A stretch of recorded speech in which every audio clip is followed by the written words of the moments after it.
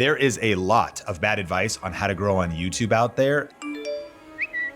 And it's not just ineffective, it actually could be hurting your channel's growth. Today, I'm gonna be exposing 10 of these so-called expert tips that could be killing your momentum. Over the past decade, I've tested hundreds of different YouTube strategies. I've watched thousands of creators succeed and fail. And in the process, I've identified the bad advice that is holding creators back. So here are 10 pieces of horrible YouTube advice so you can do the opposite and reach your YouTube goals faster than ever before.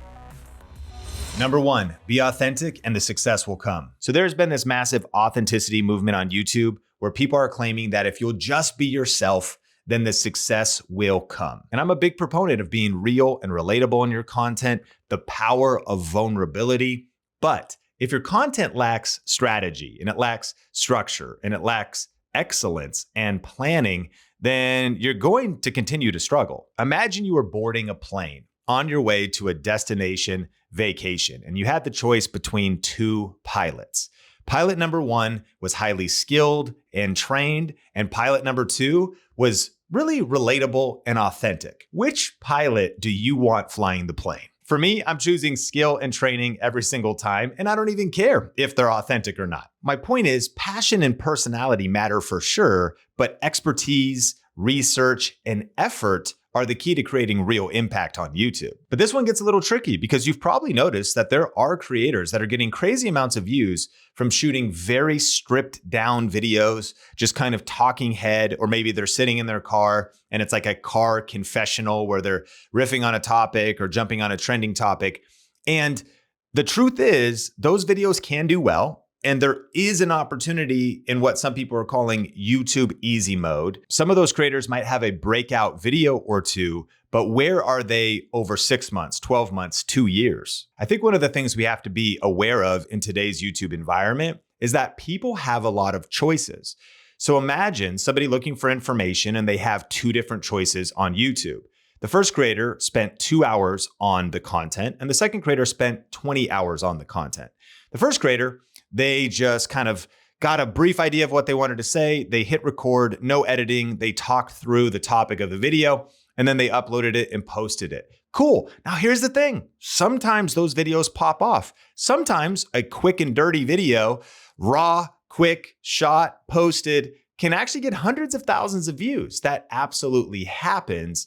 But then compare it to the second creator who took 20 hours to plan out the video, put some structure in there, shoot some extra B-roll and clips, put it all together in editing, especially if it's educational, put more research and testing into the product or the thing they were gonna teach, and then put that out on YouTube. Which one's gonna be more impactful?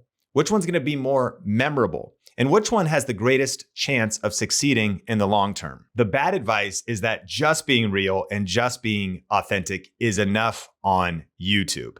The winning formula is, of course, both. Number two, post every day on YouTube and eventually you'll win the YouTube lottery. With all the different live stream and coaching that we do here at Think Media, we get a lot of feedback from creators. And every once in a while, I'll see people in the comments or I'll see them in one of our groups or our challenges, and they'll be flexing on how many videos they post. They're like, I post 7 times a week. I post every single day, bro. And why I actually think it's commendable that you're putting in that much hustle and that much effort, quantity does not equal quality.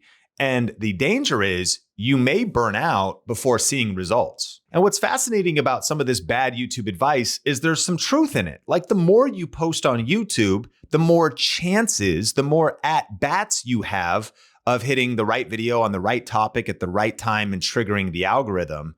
But just trying to win the YouTube lottery is a bad strategy. We've all heard the phrase, you need to work smarter, not just harder. And I think that really applies here. Being more intentional, strategic, and perhaps reducing the amount of uploads and increasing how much strategy and energy and effort goes into each video. For example, here at the Think Media Podcast, we talk about ranked videos all of the time. What is a ranked YouTube video? Well, it's a video that you post today that keeps getting views for weeks, months, and years to come. It might be being found in YouTube search, or it might continue to be suggested by the YouTube algorithm. The key is just one well-crafted ranked video can outperform dozens of mindless rushed YouTube videos. Now you might be wondering, how exactly do I create a ranked video that keeps getting views for weeks, months, and years to come? And I'm actually going to be teaching our 7-step process in an upcoming challenge that's 5 days long. It's entirely free. If you go to tube1kchallenge.com or just click the link in the show notes to register, you can learn more about that. The third piece of bad YouTube advice is wait until you have the perfect camera and the perfect YouTube studio before starting. Of course, the truth is the best camera to have is the one you already do have and that you're actually filming and posting videos with. Great content wins over fancy gear. Hear me out. I heard a leadership coach say one time, complexity is the enemy of execution. And I thought about that. And I thought, man, that is so true when it comes to creating content. You know, I'm recording this podcast sitting here in my home office, and I've got like 3 cameras, a Rodecaster Pro, microphones, cables. My cable management under my desk is so embarrassing and is an absolute nightmare. And what I've found is that I've got a PC that I built out and had to like rebuild, and it has a capture card in it. And every day, like it might work, it sometimes doesn't work. And sometimes I'm capturing different video podcasts and the frame rate's wrong. And then I play it back and the audio sync is drifting. And I'm like, even though I'm a tech expert, I'm the camera guy. Like, I will also encourage you to level up your gear. What I've learned is that keeping it simple helps you be more productive. Complexity is the enemy of execution.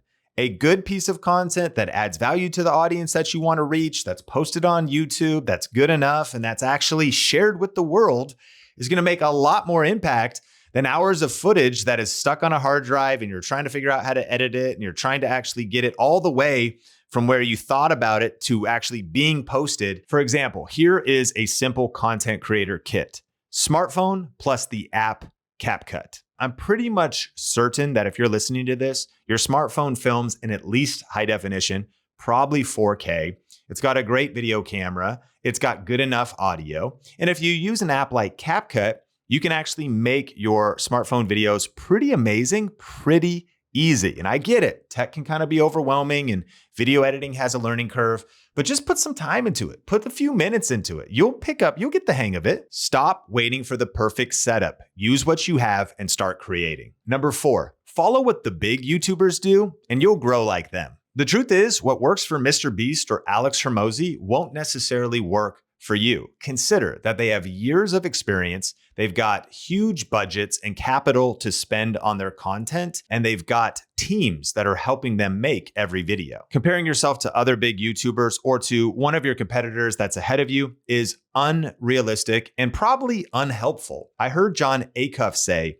never compare your beginning to somebody else's middle. However, I do think we could take this one a little bit deeper and find some growth opportunities. For example, studying where they are today has some value, but the real power is in studying where they started. For example, if you look at Alex Hormozi, who talks about business and entrepreneurship on YouTube, if you look at where he's at today, his videos are super fancy. He's built a big content team.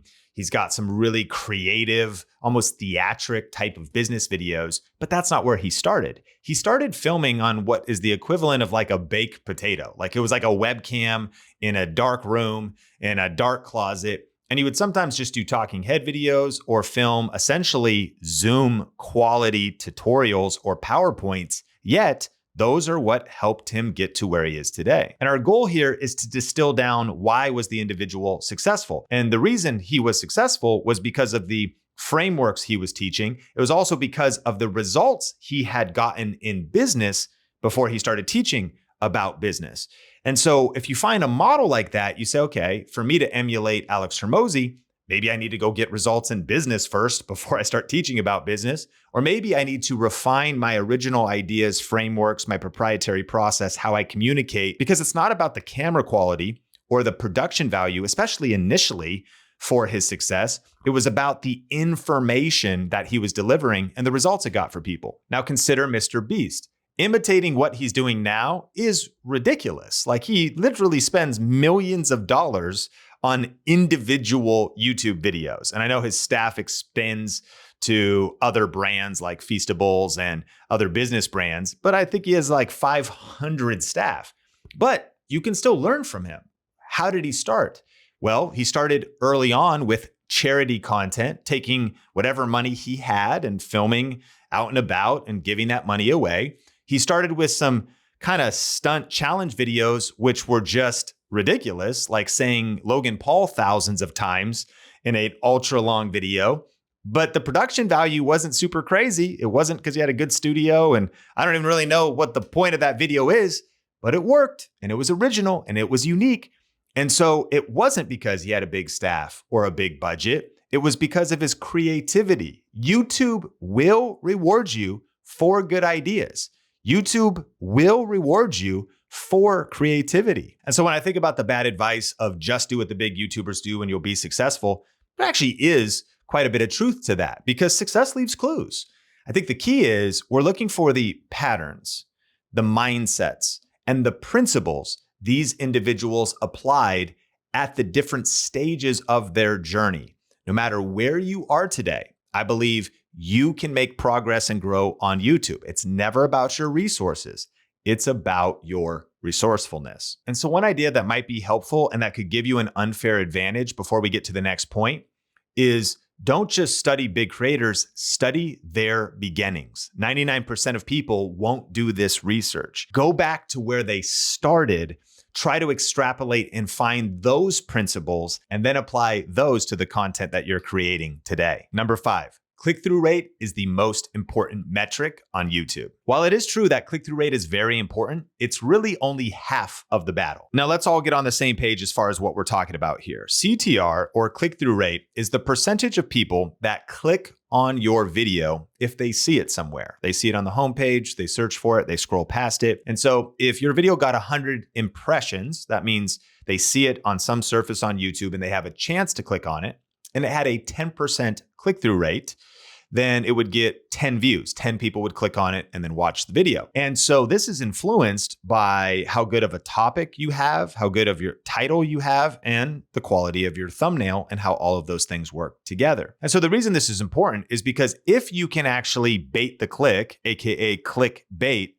but you don't keep the viewer watching, then your video is still gonna fail. And so the reason this is bad advice is just because it's incomplete. Some people, and there's a lot of YouTube coaches out there that do like channel reviews and they'll talk about titles and they'll talk about thumbnails, and they're just kind of looking on the surface of things, missing kind of the most important part, and that's the content itself. Does your video grab attention right at the beginning with a powerful hook? Does it use storytelling or compelling organization throughout to keep people watching? Are you trimming the fluff eventually once you start to edit your videos so that you can actually increase what matters most to YouTube, which is time on platform, top. Audience retention, minutes matter most. Are people actually watching the content? And I'm not invalidating click-through rate, because if they never click on it, then they can't watch through the video. So it's not either or, it's both. The 6th piece of bad advice is short videos are the future. Long content is dead. Short videos perform better because people have short attention spans. Now, while I agree that some people have short attention spans, I think that this point is misleading, overgeneralized, and grossly exaggerated. The truth is, there are a lot of people whose attention spans are going down, whose short form consumption is going up. There's also other people who really enjoy long form, rich, deeply educational video podcasts and learning videos on YouTube. The question is, who are you currently attracting with the content that you're creating right now? And who ideally would you want to reach? On the other hand, long form content might have lower views, but how much depth are you creating with that viewer? And the truth is, long form content wins for business and monetization. And this is provable. You have more revenue potential when it comes to long form content. You can have multiple ad placements. You have higher CPMs and RPMs, and overall more advertiser interest. And going further, you have a deeper connection with long form viewers. People who watch long form content form stronger relationships with the creator. These viewers are more likely to buy products, courses, coaching services, go deeper with whatever it is you offer, and even remember you. Because let me ask you a question. You were scrolling on YouTube Shorts or Instagram Reels yesterday. Do you remember what you watched? Can you name 3 of the creators that you followed? You probably laughed a lot. You probably forwarded some of those accounts on Instagram and DM'd your friends. But did you follow the person? Did you go deeper with them? It happens, but not as much as it does with long form content on YouTube. And so hear me, I'm not invalidating short form content. I am just asking you to be more strategic. So instead of asking what's performing best right now, or only asking what will get me the most views, you may want to ask, what kind of audience do I want to build? Number 7, SEO is the best way to grow. This is bad advice. And this one might surprise you if you follow the Think Media podcast for any length of time, because I'm a huge fan of SEO, search engine optimization on YouTube. However, the reason this is bad advice is search traffic only accounts for about 30% or less of views on YouTube. If you are not tapping into browse features, getting your videos suggested by the YouTube algorithm, you're leaving thousands and even millions of views on the table. I believe that the ultimate YouTube skill set to have this year is the ability to craft content that can be found in YouTube search, but also take advantage of being suggested in the YouTube algorithm.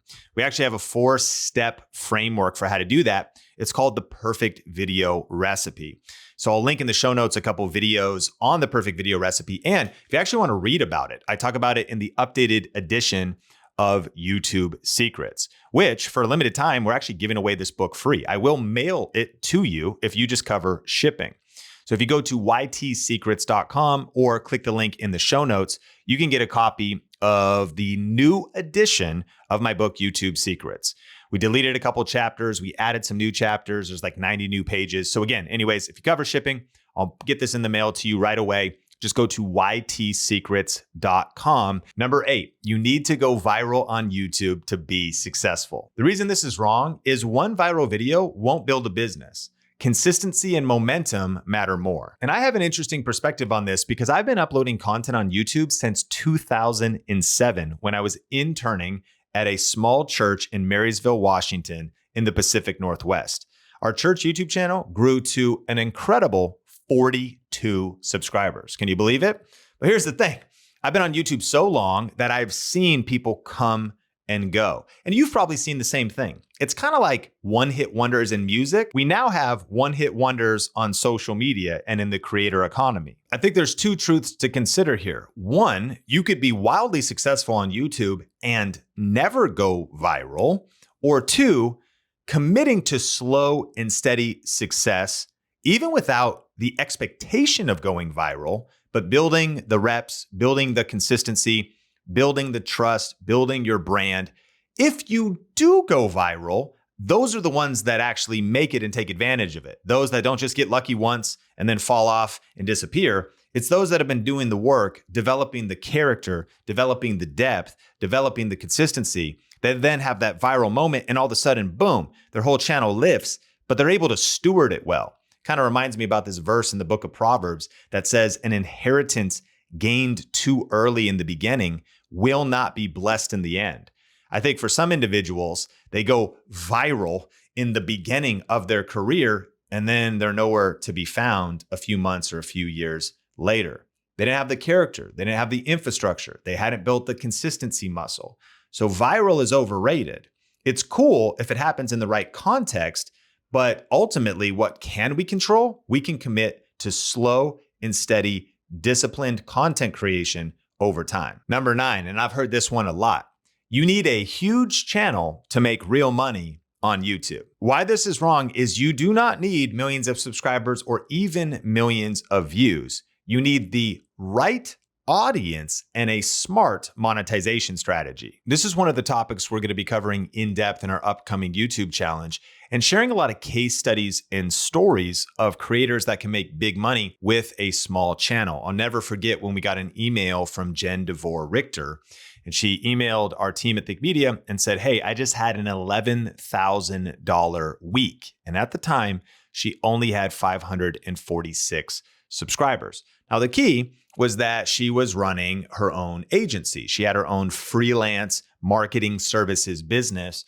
But I think that's the mindset to have. Like, If you just want to chase ad revenue, that's cool. You can make good money with things like affiliate marketing and make a little bit more.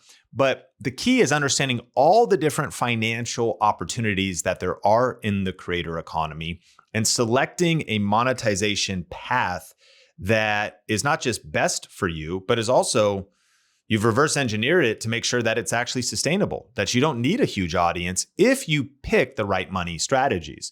And there's all these new ways to make money right now. I think in our list that we're going to be talking about, there's like 8 on-platform opportunities. That means directly from YouTube. And there's 14 off-platform opportunities, meaning you make money with YouTube, not from ad revenue, but other ways. So again, if you're interested in being a part of that challenge, I'll link it up in the show notes.